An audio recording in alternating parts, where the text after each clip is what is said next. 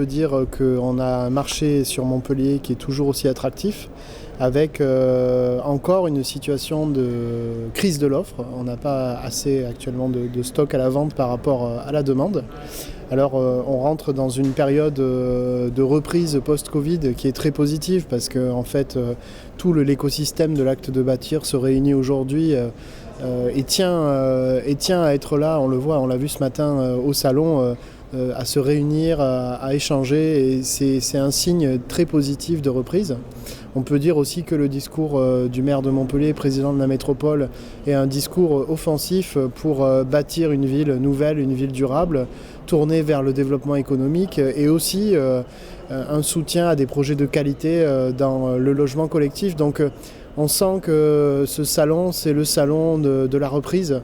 Et moi, j'ai envie de penser que tout ça, ce sont des signes positifs, malgré cette crise de l'offre qu'on vit et qui, j'espère, va se réguler rapidement. Bien, je pense qu'en secteur aménagé, avec le bras armé de la mairie de Montpellier, de la métropole, qui est la SERM, je pense qu'on doit pouvoir arriver via la nouvelle équipe en place à débloquer un certain nombre de lots dans les quartiers assez rapidement pour la fin de l'année. On espère que ce sera le cas.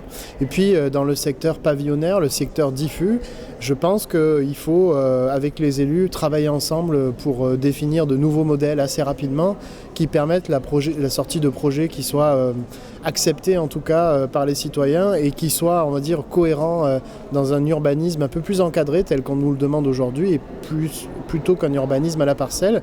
Donc la FPI notamment s'inscrit dans ce cadre. Et on espère toutefois que ces territoires de projets qui ont été imaginés par la nouvelle municipalité vont éclore et que ce travail sera fait avec les acteurs du monde économique que nous sommes pour que rapidement, fin d'année aussi, comme le secteur aménagé, on ait un potentiel et une visibilité sur de nouveaux projets. Je pense qu'un président de métropole, quand il veut avancer vite et bâtir du projet, c'est très bien et le monde économique le salue. Après, effectivement, quand on bâtit des projets, il faut une visibilité, il faut des règles claires de PLU, de prescriptions claires. Et c'est ce que la FPI a dit à la nouvelle municipalité, à la nouvelle équipe métropolitaine. Il faut qu'on ait une vision avant l'avènement de ce plan local d'urbanisme intercommunal qui est en finalisation. Il nous faut, dans ce laps de temps, des règles claires pour nous exprimer dans le diffus au travers des territoires de projet. Donc on salue la volonté du maire d'aller vite, mais il faut aussi, en parallèle, qu'on obtienne des règles claires dans l'acte de bâtir. Montpellier s'est bâti avec de grands architectes et de grands projets urbains et qu'en saluant l'œuvre de Beaufil, on remet en scène ce que Montpellier a toujours été, une ville d'excellence dans l'architecture. Et c'est ce côté innovant qu'il veut porter dans l'acte de bâtir et sur lequel nous, promoteurs et la FPI, on va répondre aux défis, bien sûr.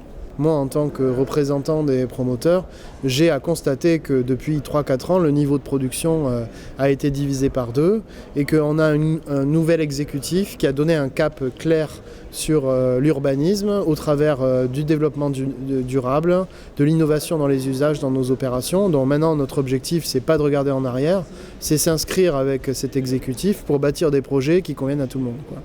Et qui anticipe un peu les changements sociétaux, l'acceptabilité dans les projets de construction et bien sûr le développement durable. Mais ça, on a les clés, les promoteurs ont la clé de ces challenges, il n'y a pas de problème. Il y a de beaux projets sur Montpellier en attente, pas assez, mais je pense à un projet, alors c'est pas un nouveau projet, c'est un projet qui va être livré bientôt, mais la tour que vous avez à Saint-Roch, j'invite tout le monde à aller admirer ce chef-d'œuvre architectural qui est près de la gare Saint-Roch et qui donne des vues sur Montpellier absolument extraordinaires, avec 2 promoteurs, Vinci et Pragma, qui ont fait un job fantastique et il ne faut pas hésiter à stimuler notre profession pour qu'on réponde à chaque fois aux défis, quoi. Les grands projets pour les années qui viennent, c'est à la nouvelle exécutif de les présenter. Michael Delafosse a indiqué tout à l'heure qu'il y aurait des assises du territoire qui seront faites avec le monde économique et les professionnels que nous sommes et qui donneront un cadre aux grands projets urbains que Montpellier va développer. Évidemment, Metz-Vallée, tout le monde en a entendu parler, ça sera l'occasion que le maire nous donne un peu plus de précision sur ce projet. Et puis, il y en a d'autres, notamment la ZAC République qui va être dans les projets phares. Et puis, le maire a aussi annoncé que les folies architecturales aller revenir. Alors ça ne sera pas la même chose à ce que nous avons compris, ça ne sera peut-être pas des folies, ça sera peut-être autre chose dans l'air du temps et on a très hâte de pouvoir répondre à ces enjeux.